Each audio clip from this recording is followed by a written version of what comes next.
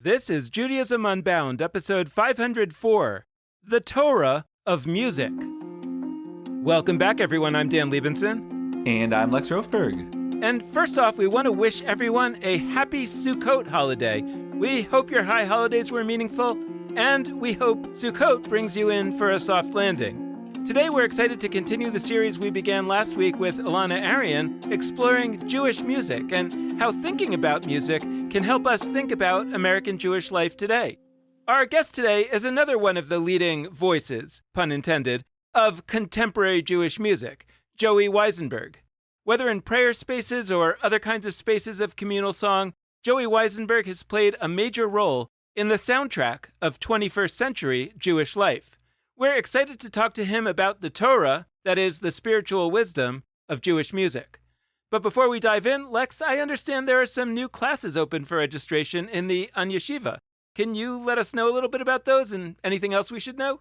Yes, lots to stay in the loop about with Judaism Unbound and the Yeshiva. First, 100% there are 4 awesome classes available for registration in the Yeshiva. They begin in just a couple weeks, so don't delay on signing up. We have Jewish Exile and Liberation with Chava Shapiro, Anti-Semitism Unbound, Understanding and Dismantling Anti-Semitism with Shoshana Brown, Talmud Unleashed, Liberating the Rabbi's Brilliant Absurdities with Olivia Devora Tucker, and The Book of Jubilees, A Gateway into Jewish Apocrypha with Lex Rofberg, that's me. We are really jazzed to be offering these classes beginning in mid-late October, October 20th, 21st, 22nd, 23rd, that's when they all start. You can register at judaismunbound.com/classes. Financial aid, as always, is available via the big button on that screen. We also would encourage you to check out Shabbat Unbound, which, as this episode is dropping on October 10th, begins tonight. If you're listening after October 10th, that's okay. You can still register for next month's. But Shabbat Unbound is our once-a-month gathering where we journey through an entire Shabbat service over the course of a year. So each time we hone in on one core prayer. We do a couple other things too. We schmooze about the prayer, learn about its history, dive into its meaning, all that good stuff. But you can head to the first one tonight if you're listening on the release date of this episode, October 10th. Head to judaismunbound.com/Shabbat to register. And even if you missed the first one, you can head to that same link. The registration gets you the page for all of the signups for this whole year. So you can see when they're coming up in November, December, and beyond. So that's a few things in the hopper for Judaism Unbound, and I'll throw it back to you, Dan. Thanks, Lex. Now, here's a little bit more about today's guest, Joey Weisenberg.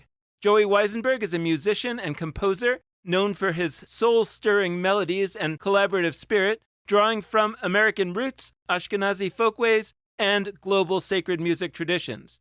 He's the founder of Hadar's Rising Song Institute and the author of Building Singing Communities and The Torah of Music, which won a National Jewish Book Award in 2017.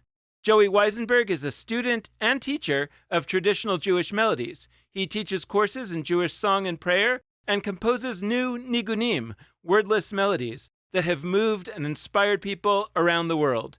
His 9th album of original music, Sela, was released earlier in 2025.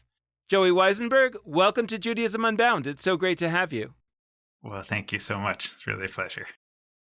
Well, I just wanted to start with a very basic question, which is essentially, what is the Rising Song Institute and what does it do? I just want to note that I remember, I was friends with the guys who started Hadar back in the day. I remember, I thought I understood Hadar. It was about this, egalitarian, but halachic Judaism and, et cetera, et cetera. And it was about thinking and praying and studying. And then they said that they were opening this music institute. And I remember being puzzled by that, but saying, okay, I guess it fits into a larger plan that I will find out about one day, which I think I have found out about that plan. But I would love for you to talk a little bit about the story of how the Rising Song Institute started and how it started as part of Hadar. Yeah, thank you. Hadar has been a big part of my life for many years since I've been a young adult. My first experience really teaching Jewish music was with Hadar in 2003 in the late evening of Shavuot around 5 a.m. My job was to keep people awake until Shachrit, which is the morning service that we wait for all night when we're studying Torah all night long on the holiday of Shavuot. So my job was to keep people awake. And I started singing an old niggin an old Jewish melody. And we just sang that one melody for an hour, maybe an hour and a half. And I suddenly realized, wait, this is so beautiful to get to sing together with people in this kind of space. And over the years, it kind of sputtered along and then grew into this whole scene of people who like to sing together and who find that that's a way of entering Jewish life. And we started formalizing it as the Rising Song Institute, and we did it with Hadar because the Torah and the music tend to support each other. Some people come in through the music and they discover Torah, and others come in through Torah and they discover music, and the music helps lift everything up, which is why it's called the Rising Song Institute, after the old Psalms that start Song of Ascents, Shir HaMalot. And so the rising song is this concept that when we sing together, we are able to lift ourselves out of our sort of usual experience of life and climb up the ladder that connects the heavens and the earth. When we're at the top of the ladder, we're able to get a little bit of perspective.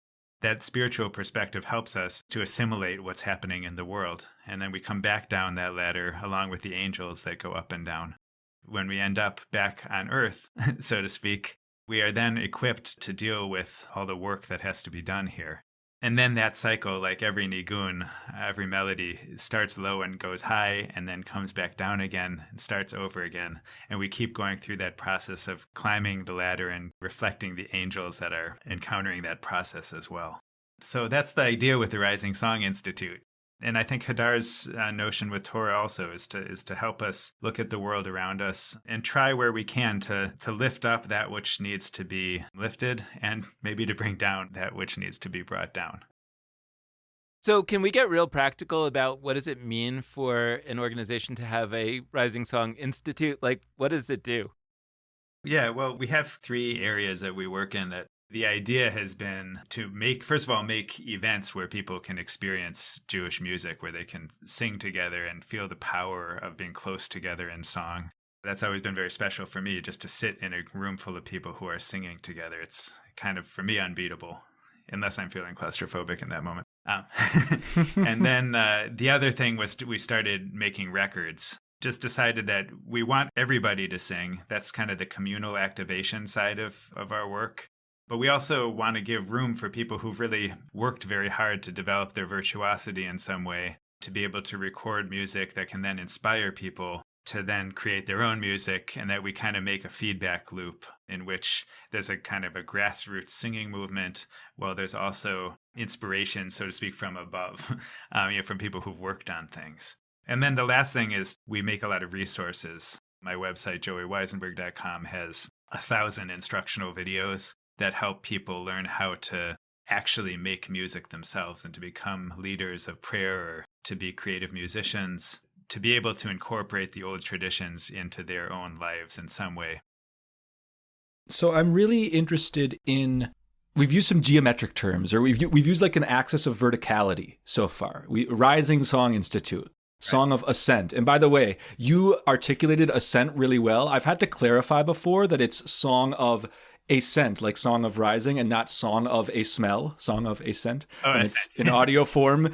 People who don't know that term actually don't always know which one you're talking about. But if people have synesthesia out there, send us what songs have sense. But so there's verticality. Yeah. But what I so admire about the work you've done with Communities of Song is that, yes, you're creating channels of verticality of, rising song, bringing down that which is needed from heavenly realms. I love all that. But there's also maybe a horizontality, if that's a word. And I'd prefer not to use horizontal because I think that implies we're all kind of standing side to side or sitting side to side, but maybe radially, because so much of what you do is about gathering communities in formations where they see one another and, circularly connected and in close contact with one another a lot of the time. I'd love to talk about what is a singing community? What is a community of song? Why? I'm asking on some level about those kinds of practical choices and why it's important to you to sing in certain kinds of ways that are most conducive to, spiritual meaning making or whatever the goals are. But I'm more interested, what even is a nigun? What is a Jewish community of song such that you would then make whatever organizing decisions to convene it in a particular way. Yeah, well, it's beautiful. The essence of the nigun, the Jewish spiritual melody, is it can be an individual art form. I mean, you can sing a nigun a nigun by yourself at the Shabbos table or on the way to work, or some people have been known to just keep singing a nigun over and over again by themselves throughout their whole lives. It's just that's their melody, and it sticks with them. But it's in some ways made even more powerful by the participation of other people in that. And you get this spontaneous interaction of tones and of spirits from each of the people that kind of multiplies in this organic but also mystical way. And so we have these stories of rebbes, Jewish teachers and leaders throughout the ages who have, for example, one guy, Pinchas of Koretz, he loved melody so much, but from time to time he would just completely forget how things went.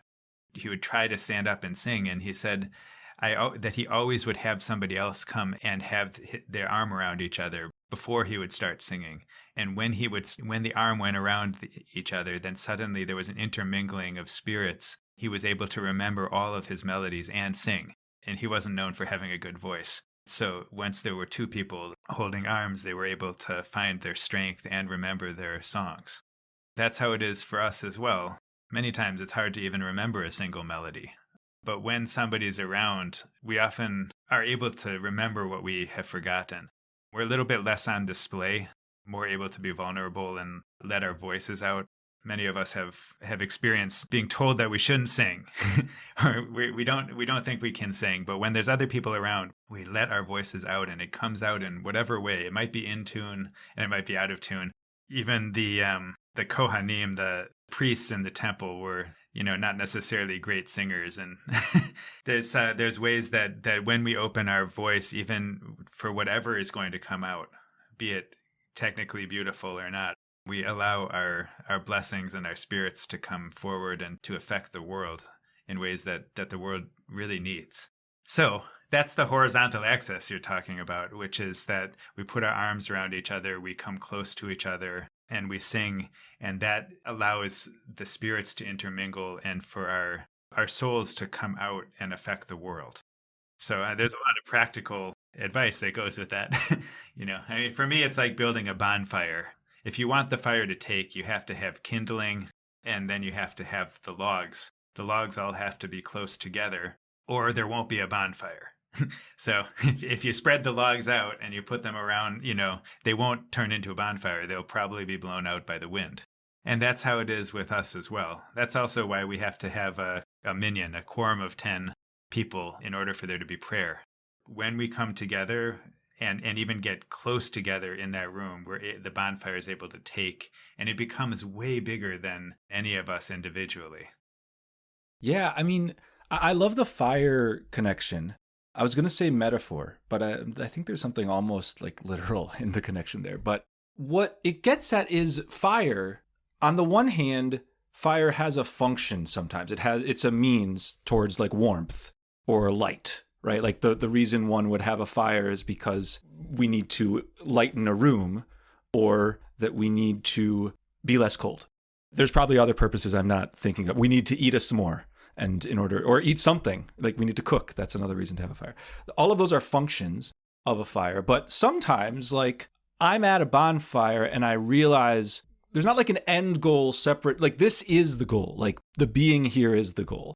And I actually think I realized I slipped myself into a pattern of speech I try to avoid when talking about art generally, or music, which is earlier I said, like, there were certain goals of a singing community. And I don't want to say that's false, but I want to ask to you, in what ways is song a means toward something? So you mentioned song could be a means toward connection to Torah. Maybe it's a means toward connecting to God, towards connecting to one another. That's all true. But I'm also curious the side where song is not a means toward anything else. It's just that's actually kind of in and of itself the end. Yeah, I mean, for me, just being in a singing group, just being with people who are together and singing is the goal. On the simplest level, that's what it is. Sometimes I try to give words to, use the mystical language of the Jewish tradition to try to describe what might be happening. But just the feeling of sounds coming from other people and the mutual vibration, it basically is the world to come. It's just a totally beautiful thing that shakes our very beings. I think that we want to be in a place where we're moved out of the sort of static, compressed existence that we live in most of the time.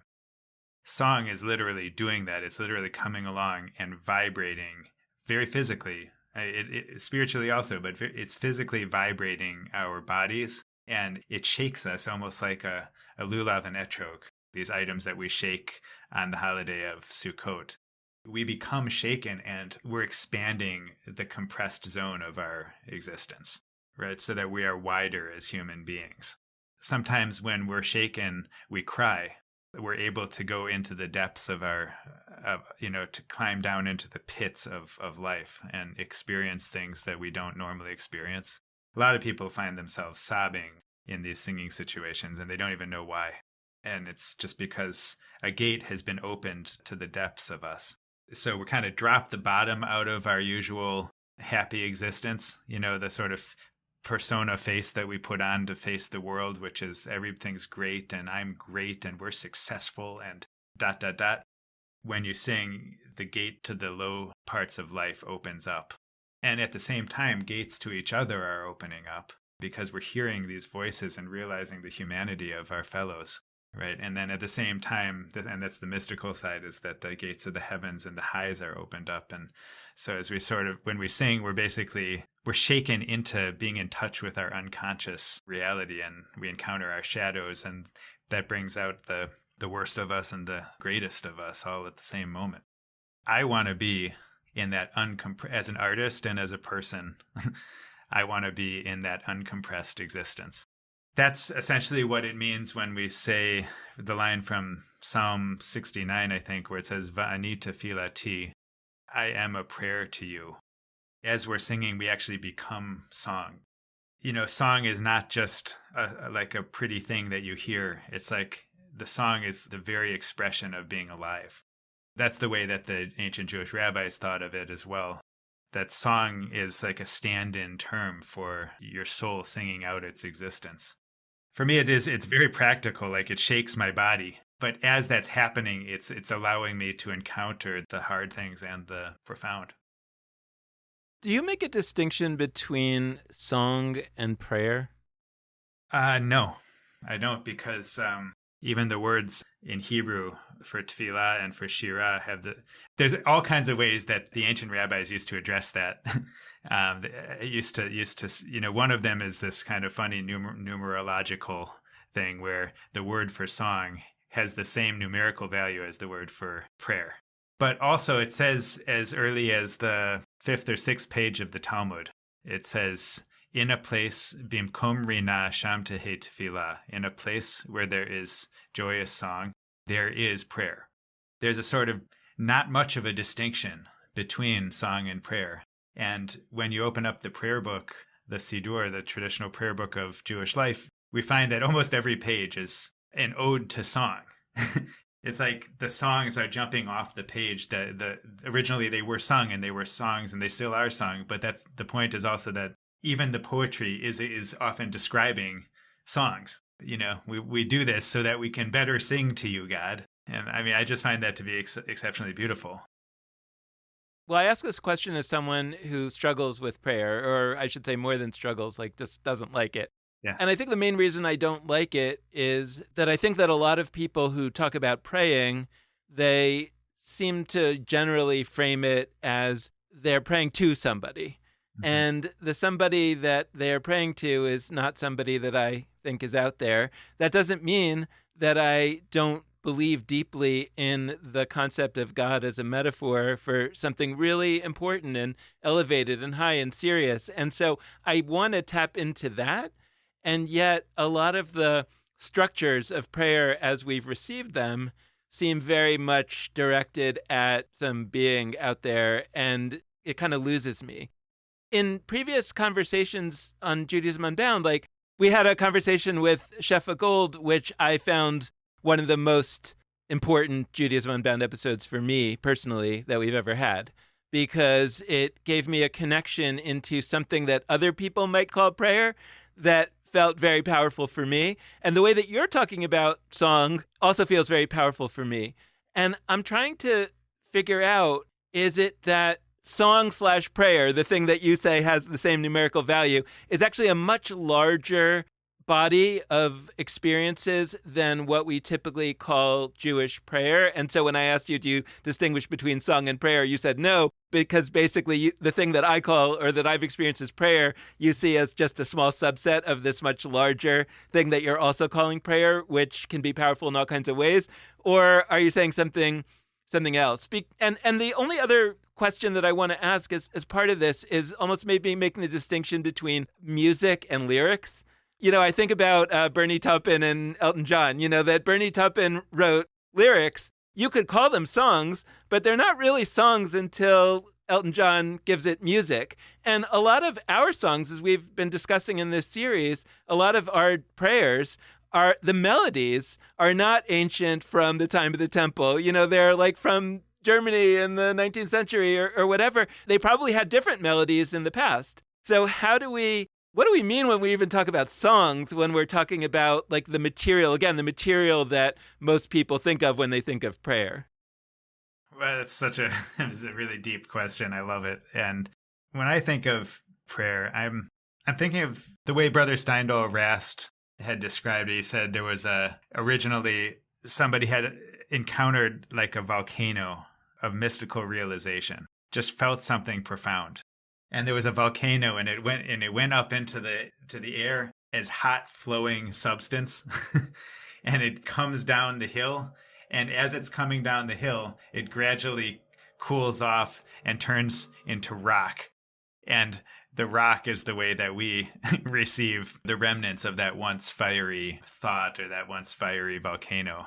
We just encounter this rock, and he says, our goal is to find out how to either reheat it or imagine what was this impulse that was fiery and beautiful, right? And so one of the things that warms up a prayer, because in our Siddur, I look at just the poetry of the prayer book, the Siddur, and it's very beautiful to me. Whether or not it's an issue of like believing in it exactly the way it's written or not, when the music encounters that set of words, those words take on a life that feels probably closer to what those words were meant to convey. The words come down. Poetry is like a frozen thought. It's a thought that was once full of beauty, and it got frozen in a certain form and passed down. And the reason that our sages of generations past did that was because they themselves were caught up in the beauty of something, and they wanted to figure out how to transmit that to us, how to make it regular. So this spontaneous realization of sort of the beauty and interconnectedness of life, which is the way I think of God, and which maybe some of them did also, is replaced by this fixed stone-like poem. And the poem is, you can look at it and even think, even that's beautiful. But it's not alive until somebody comes along and turns it alive again. The music is the thing that comes along and makes that a little bit more possible. So you hear like the word Elecha, to you, God, I call out, but when you hear Elecha Hashem,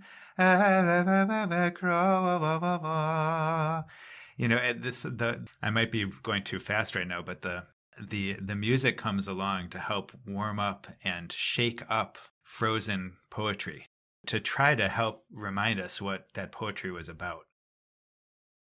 This is really, really gorgeous, and I want to keep sitting with this because a fundamental tension I experience that maybe I'm making up, but maybe not.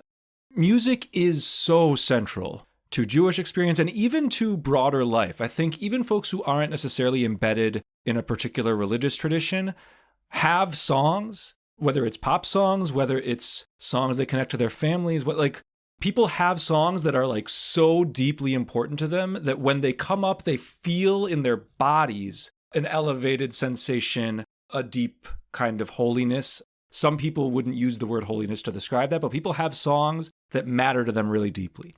And the tension is, I think we inhabit a society, whether it's American society or Western society or maybe even globally, where song, music is part of a realm that we tend to call like culture, where somehow it becomes like an extra, it becomes an embellishment to our lives as opposed to sort of the core material of our lives, which is things we believe, things we think, as opposed to that which we sing, that which moves us through song.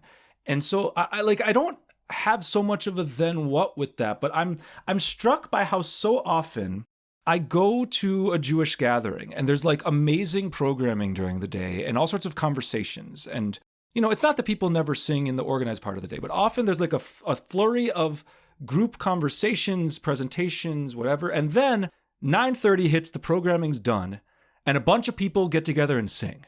I often go to the Jewish conference in the first place for that 9:30 through midnight singing.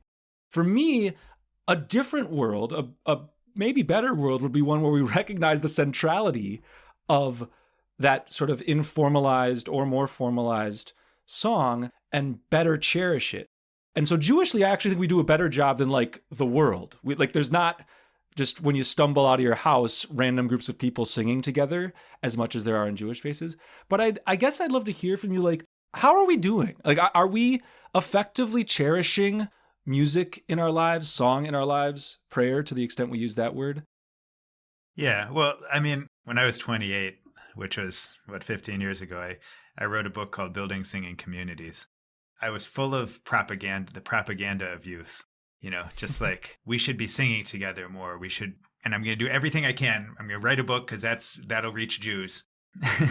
And that'll help to connect with people and explain the idea intellectually, because we were operating like 20 years ago when I was getting into this in the mainstream Jewish world, almost nobody was singing at all. There were a few people who were singing and a few small groups, but as like a mainstream culture, it was completely kind of suppressed by the last few generations of American assimilation. We had by the 1950s, just like for a brief history, you know, in the 1950s, it was like we had survived.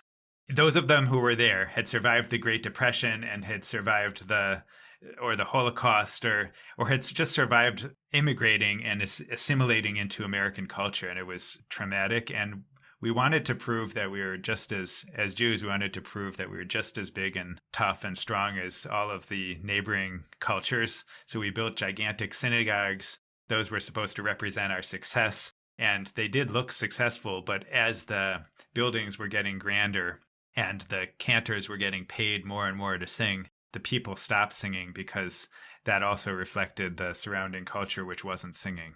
By the 1980s and 90s, when I was growing up, singing amongst mainstream Jews had really ground almost to a full halt. I was only experiencing it in tiny little pockets, like the Twersky Hasidim who would sing in Milwaukee on the west side, which was nowhere near the mainstream north side. Mm-hmm. You know, and there were folks in the generation before me who were going around trying to get folks to sing, and it was kind of working when they were there, but it was not working when they weren't there. The great song leaders of the generation before that I and many others learned from, it was still, they were fighting a very uphill battle against a culture that was really trying to sort of limit its expression. So in the early 2000s, singing had really, as a culture, I think had really gone to rock bottom, you know, which is a good time to invest. Yeah. So I learned that there was a tremendous thirst for it, and we just had to show people all sides of it. We had to develop the supply and the demand simultaneously, right? Which meant that we had to make melodies, and we had to teach communities that singing is beautiful, and that we can do this together, and that it's not hard. And that's the supply. I mean, that's the demand. And the supply is like we had to get people to learn how to lead things, because you still need some leaders in communities and who want to not just sing at people, but sing with them. So we had to start to develop people who wanted to do that, and then develop new sounding melodies that draw on the old traditions So it was kind of like this time period where there was a lot of thirst and excitement. And that said, like that all fits into a certain set of propaganda, which is that I also, you know, I had 4 kids, and there's times where I just really want to be by myself and be quiet. And there's a lot of people who feel that way. They don't really want that hubbub of trying to go and participate and make something. It's just too much demand, when what they really want is some spaciousness and quiet in their lives after working hard all week. I no longer think that singing is like the most important thing, but I think it's one of the most beautiful expressions that we have. And it should always be paired with silence, with learning to be quiet, right? Which is why, for example, in the High Holiday liturgy, it says the great shofar, the great ram's horn is sounded. And then literally the next sentence is, and the still small voice is heard. This sense of like this great, powerful musical instrument, which is like the communal song, or like the primeval voice that comes out from our ancient history. It's sounded, and then we get to be quiet and listen to what is actually happening. Singing is not just about making that beautiful, powerful communal sound, and it's also really about letting that music allow us to be reflective, to be able to grow our awareness and our consciousness. I want to dwell a little bit more in this question about lyrics versus melody, or lyrics and melody, not necessarily verses. I'm not suggesting that they're at odds with each other. But I was at a learning session not too long ago with one of your colleagues, Eli Confer, who is one of the heads of Hadar, and he is an expert on prayer. And it was a really fascinating session because he was showing us how many of the traditional prayers are allusions to things that are in the Torah, and that it's almost like a little quote, like with a ... and it's telling you, go check out the rest of the quote. And so the prayer itself might be saying, a certain number of words, but actually that's not the main point. The main point is the story in the Torah that it's alluding to. And so by saying that little part of the prayer every day, you're essentially invoking that whole story in the Torah, and that's connecting you to a certain set of ideas. And I thought it was a really cool understanding of the makeup of the prayer book, the Siddur. Right. And yet, to me, that was kind of, okay, that's the lyrics. So the lyrics are cool. The lyrics have something, but there are two problems with the lyrics, or maybe three problems with the lyrics. One, they're in Hebrew. Two, nobody knows what I just said that Ellie said. Even highly educated people, many of them don't know that.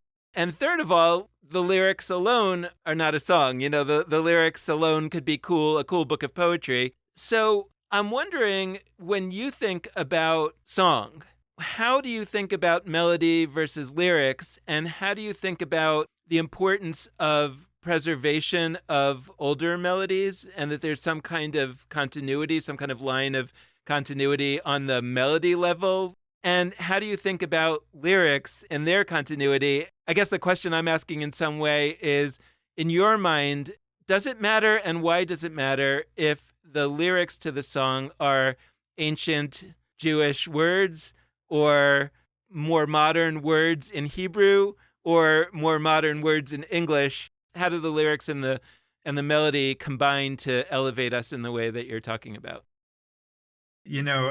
Like you're talking about Rabbi Eli Confer's hyperlink Siddur. When he reads the Siddur, he's reading the words, but he's also like, it's like a stream of images that the words are awakening, that are like hyperlinks that float by as he's reading the Siddur, and which is the way that it was for the sages who wrote the prayers in the Siddur as well, and the way it can be for us too, as we learn more. It's like the joke that people tell about the group of old Jewish men who are in a place and somebody just comes and they're all telling each other jokes, but by numbers, number 42, and everybody laughs, and number 37, and everybody laughs, because they know the hyperlinks. Yeah, number 17. And so I love the fact that words can stay the same. I love new things, but I love also because I'm an artist and a composer, and I like to make new things. But the things that are old and consistent are the things that are the form by which the fire of artistry is compared. In every tradition, every creative tradition, every artistic tradition, every religious tradition, there's a sort of dialogue that happens between the fixed and the unfixed. If you take out the fixedness, the unfixed has nothing to moor itself to, and there's no dialogue, and things actually get pretty boring pretty fast. And if you're only fixed, and you have no spontaneous fire that's trying to get out from the form, then you have also no life. It's just this thing that's hard and you can't reckon with it. But in a conversation between the two, between the fixed and the unfixed, that dialogue actually is what reveals the beauty of all of it. The cool thing is that it's also happened across time for the entire community in all its generations. We kept the Psalms and the Torah, which are these ancient words, and we keep comparing ourselves against them over time. And the rabbis were doing that when they wrote the Siddur. And then we keep going through the prayer book, the Siddur, all the time. And through the generations, we grow. And the same thing happens with music, except since it's harder to write things down. We didn't even start writing down any Jewish melodies until, maybe 400 years ago. And it's very much an oral tradition of music for the most part, even though there's some things that are now written. The style of it really comes through in oral, not in, like, for example, if I sing,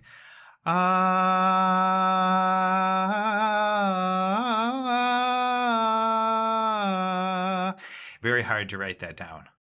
It just, there's too many notes and you can do it. I've seen it, something like that written down, but it's the character of it doesn't come through.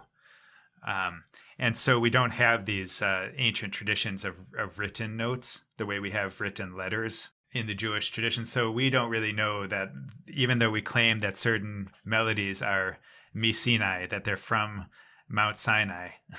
It would be a stretch to really believe that. But it's what it does by giving this term that these melodies are from Sinai. It gives us this feeling that melodies should be kept and preserved, along with the words, along with any good thing in our tradition. And for me, it's very much the case that the oldest melodies are still so dear to me. And they, both personally, but also because I can kind of imagine these melodies unfolding in generations past. And it helps me feel like I'm part of time rather than kind of, this falsely sovereign American transient. And the way I think of it is that the old melody, you fill your cup with the old, and then the cup overflows with the new. That's like it says in Psalm 23, Kosi Rivaya, my cup overflows. I can't learn everything, but I like to learn old things and then let them overflow in creativity. A lot of the music I write, you can sense that it's connected to the old melodies because I spent a lot of time writing the old melodies. I mean, a lot of time studying the old melodies. I think they're better than what I wrote. So that's Dan, that's what you're saying, your question about like old versus new melody. And then I think the final thing you said was a song versus lyric. That's also an old debate because, already in the Talmud, they were debating whether it's the words of the Torah that are more important or the tropes, the cantillations that are sung along with the Torah. If you go to any traditional synagogue, the Torah is sung with a Torah trope.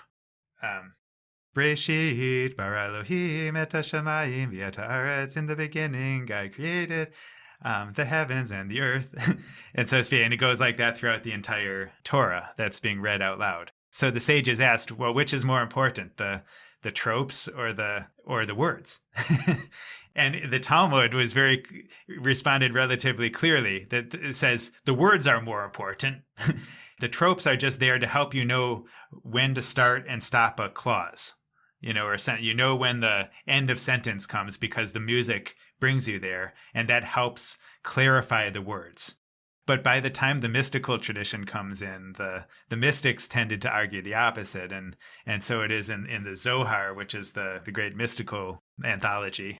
They tend to say, well, the words are like the soldiers that follow along behind their king.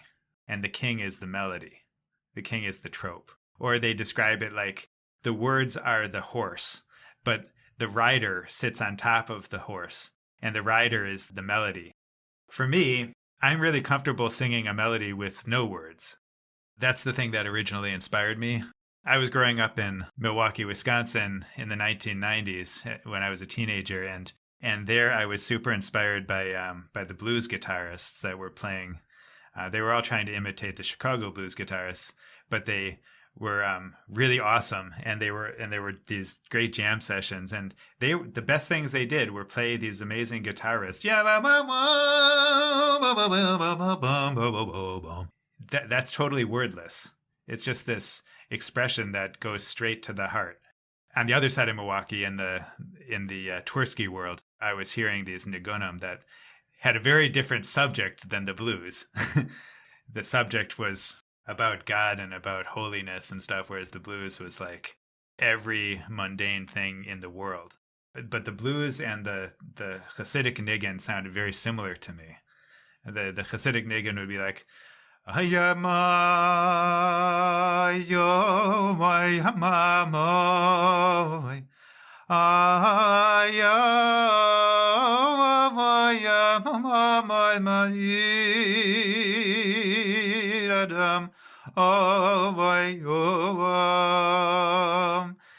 Whereas the blues was like,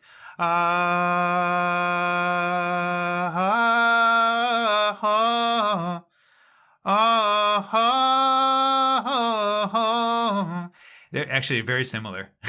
So when you take out the words and you're just focused on the music, you just hear this sound which speaks to the heart and the passion and the beauty and travails of being alive. And you can take or leave the words, in my opinion, but the words are just there to help concretize what the music is already saying. Yeah, I love that. And this gives us a chance. We've never given a shout to Les Paul on Judaism Unbound, but a good Waukesha, Wisconsin boy. Yeah. Certainly that's, roughly a suburb of Milwaukee. But yeah, that resonates very deeply for me growing up in Milwaukee too. But I have a question that comes from a place of regularly having the privilege of being a guest in different kinds of Jewish communities. But I think the two things I say most frequently when I'm a guest in a Jewish community are one of the following, and they're like inverses of each other. One is occasionally there will be some melody that community sings every week. I try to know if there's like songs that they love that they always want to use in the Shabbat service. And usually when there is some interesting way that they sing it, and they all they pause a little longer than you'd expect musically, or they shift a particular note. Like there's usually something that is actually a little different than how I've typically heard that melody. And I'll often note it's really powerful that all of you in this room are in tune well enough with each other that so many of you, look, there's probably first timers in the room too, but a lot of you just seem to know without speaking that you're going to pause a little longer at this particular spot. And the other thing I say just as frequently, this often happens if I'm leading on a college campus where there's people from all over the place.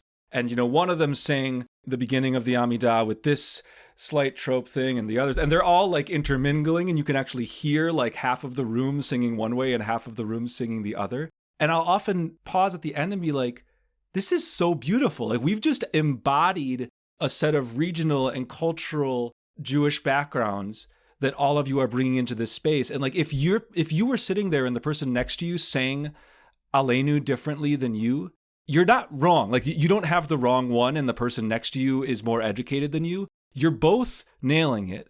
Those are the two things I say a lot, and both speak to the ways in which music, because neither of those was about the meaning of the words, to go to Dan's question.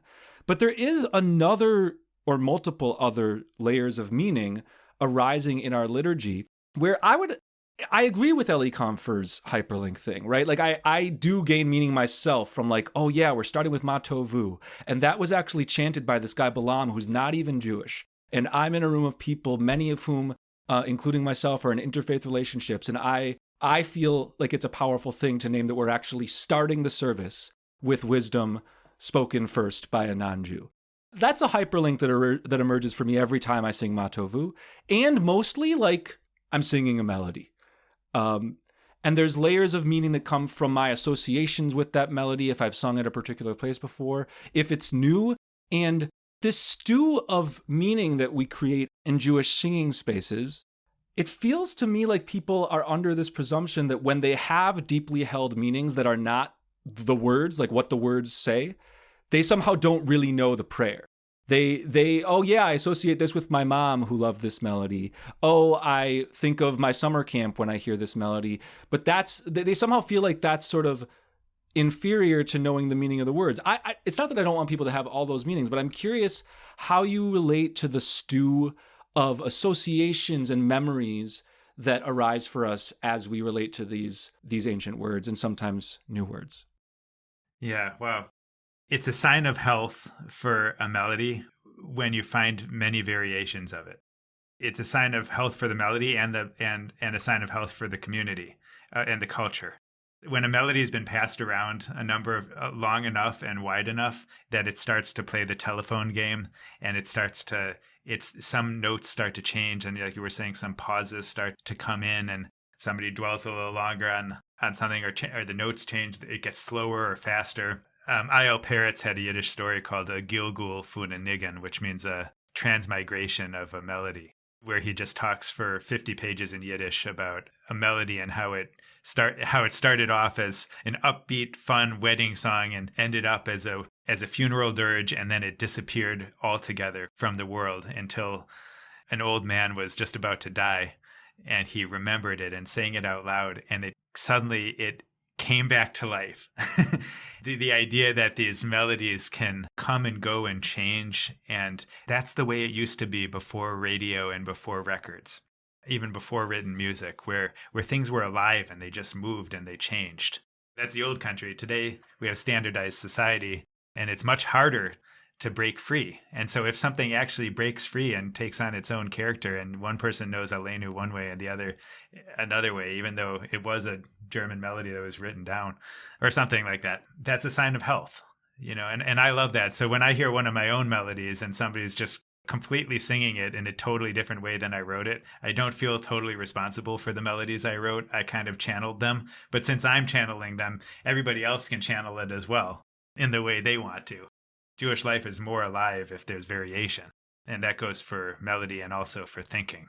As for your second question about prayers and how people might have different associations with them that are possibly as important as the meaning of the words, that comes up all the time. For example, somebody who went to the synagogue, the shul, as a kid, and when the Torah was being put back in the ark, and they heard Ki lekach tov natati. I mean, that's a relatively new melody, but they might have heard it growing up in the 60s or 70s, maybe 70s. For them, that melody actually allows them to feel what it was like to be a kid and to put their fingers on the cloth that gets closed in front of the ark, in front of the Torah. As that melody is being sung, their fingers start to reach up, and they feel this connection with their childhood and with the feeling of being in that room. These melodies that we sang in youth, they can also bring back all of the things that we hated about being kids, and all of the dishonesty that was around us all the time. And unfortunately, it brings back the full spectrum. There's no way to say that melody that's bringing back that life and reminding us of the continuity of being in the world is more important than the words of that melody, which are also beautiful. They're saying, Ki lekach tov, what a great gift it is to get to have the Torah. And don't forget about it, because you're probably about to forget about it. It's like, it says, the Torah is a tree of life, as long as you can hold on to it, which you're likely not to be able to. Right? I mean, the words are great, but the way that a person experiences a tradition is equally important, which is why in our tradition we have both the words and also the tactile events, like lighting the Shabbat candles, drinking the wine for the Kiddush, right? That we have all of these things that are tactile, or the Havdalah, which has the flame and the intermingled candles, and the challah and the nigun. These things that take us way beyond what words can do. So how do you think about integrating new people into these kind of singing circles? I think of, like, if it's a nigun, a wordless melody, I suppose it's hard. It's certainly hard for me, but you could pick up a melody over time. Like, I don't think that people generally feel like a circle that would be singing a wordless melody. I don't know the melody, but I don't feel so alienated because I figure I can pick it up.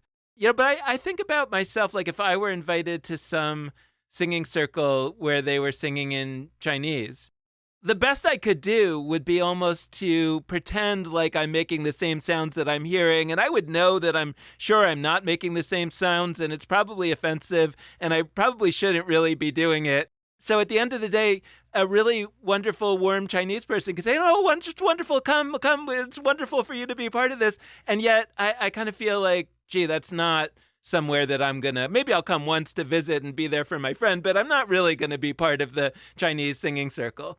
I think that that's how a lot of us feel about Jewish singing circles that have a lot of Hebrew in them, and part of why I was so moved by Shefa Gold's conversation on Judaism Unbound was because that felt to me like a version that I imagine you could get into if you didn't know Hebrew, right? Just to clarify that, because she specifically tends to use very few words, like there's like a total of 6, maybe 8 words every once in a while in her chants. Yeah, exactly. And so I felt like, maybe I could even, do that in a Chinese singing circle, if it was only 6 or 8 words and I just had to learn those. Right. And, to the extent that a lot of Jews have gotten into Buddhism and Hinduism in the past, and their mantras and their things of that nature, they have actually done that. But I'm wondering how, in context where there is a much more elaborate lyrical structure to what's going on, and you talked, and I think very beautifully, and it definitely is true for me, that when you sing some of these songs, I may not know the meaning of all these words, but yeah, it does bring back that memory of childhood. And there is something warm about it if you had a positive childhood experience. But for many of the people that we're talking about, they didn't, right? They would hear that song, Ki Lekach Tov, and they would say, yeah, I never heard that song before. Right. And so how do you create an environment where all those different kinds of people, or do you feel that they actually can be part of this song circle? Or is it more like there should be different kinds of song circles for different kinds of people? No, definitely not.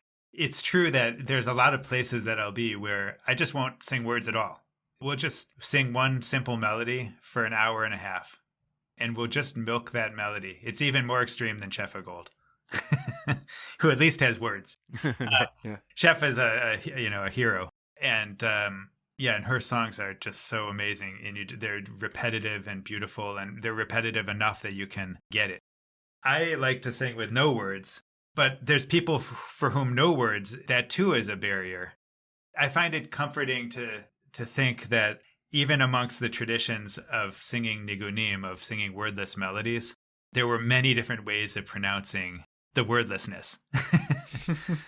So in Mojits, in the town of Mojits, they would sing bim bam, bim ba ba bim ba ba bam ba bam ba dum ba dum bam, like that. And in Lubavitch, they would sing with lots of that sound. And then we have other places where they're more like lots of oi oi ois. There's kind of a scale of, like, a spectrum of wordlessness, what they call non-lexical vocables. I'm okay with that even as a lex. You can do non-lexical. You can do non-lexical Judaism. There's sounds that are very appropriate to like a Western culture. Ah, and ooh, and they're not likely to offend your local church neighbors.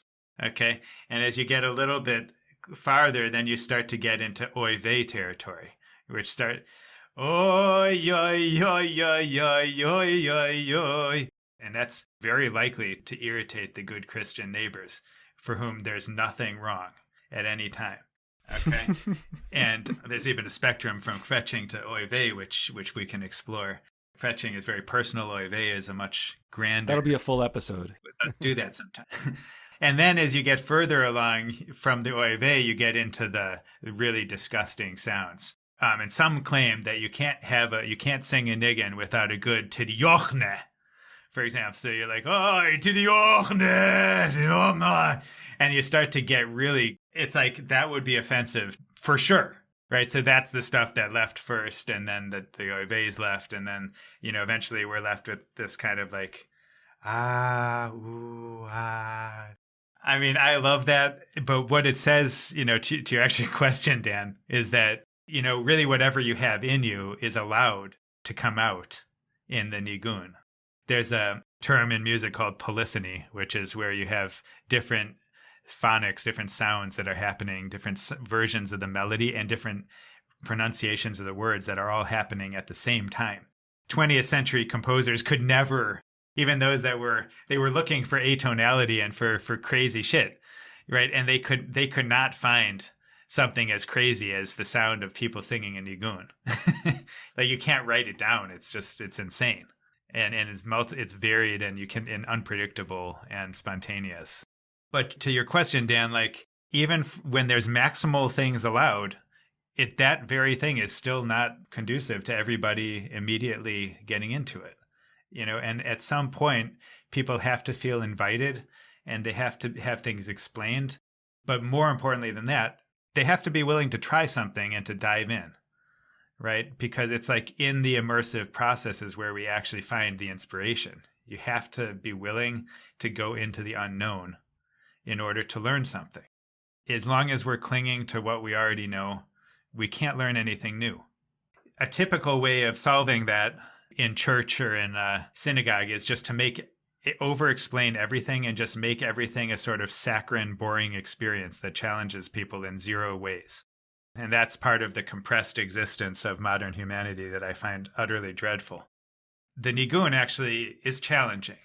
We're going to sing the same darn thing over and over again for an hour. It's challenging to a person because it doesn't just resolve easily and make everybody feel good. Although it can, it doesn't do that by default. It's irritating. So I believe that we need those irritants in our lives. And I really relish the awkward moment when we're all not sure what's happening, and where those are the moments where people tend to let go of their preconceptions, where we are able to do something profound. Rather than trying to explain it ahead of time, I tend to just start singing, and people feel awkward until they don't anymore. Because 20 minutes later, they realize even the most hardened antagonists that, and I've had many of them, the guys who sit in the back of the room with their arms crossed, looking at me with the most intensely irritated look. At the end, they say that something's been actually moving through them. I mean, I hope that the music will help us to enter the moment that we're in. It's very hard to be, in today's society, to be where we are. Despite all of the inroads that mindfulness has made and so forth, there's so many things that are distracting at all moments, so much work to be done, so many phones to look at, and it's just so much. And to be willing to have the courage to pay attention to where we actually are, to dwell in the moment, to be able to listen to the subtle whispers that are coming out of the world around us, the ones that aren't blaring, to dwell in the serenity and beauty of a moment of harmony together. These are the gifts of being alive. Music is hopefully there to help teach us that lesson. I don't always like to be with people, but I believe in being with people. And the music is one of those places where I'm able to overcome my introversion, to dwell with other people, to be with people in a really beautiful way, which just helps give perspective to life. Thank you so much, Joey Weisenberg, for joining us. This has been a fantastic conversation. I really appreciate the opportunity to share this moment with the two of you. Thank you. And thanks so much to all of you out there for listening. We hope you've enjoyed this conversation, and we hope that you'll tune in again in the future, especially as we continue to make our way through this unit of episodes on Jewish music, past, present, future. Before we go, a couple quick reminders. We have amazing courses in the Onion Yeshiva available for your registration, which you can sign up for at judaismunbound.com/classes. Financial aid is available at that link to anyone who needs it. We also have Shabbat Unbound, our year-long Shabbat service that gathers once a month, honing in on one prayer and eventually making our way through all of Kabbalat Shabbat and Ma'ariv, the two parts of the Friday night service. That begins tonight, October 10th, as this episode is released. If you're listening after the date of this release, you can sign up for November and December, all the future gatherings of Shabbat Unbound, by heading to judaismunbound.com/Shabbat. So we hope to see you at that program and hear from you via any of the following ways you can be in touch. There's our Facebook and Instagram handles. Both of those are at Judaism Unbound. There's our website, JudaismUnbound.com, where you can find show notes for this episode and all sorts of other goodies. And you can email us, Dan@JudaismUnbound.com or Lex@JudaismUnbound.com. We love hearing your questions, ideas, visions, whether it's related to this episode, Jewish music more generally, or some grand idea you have about the future of Judaism not tied to any one of our episodes. So we hope to hear from you in those different ways. See you at our upcoming programming and in our courses. But with that, this has been Judaism Unbound.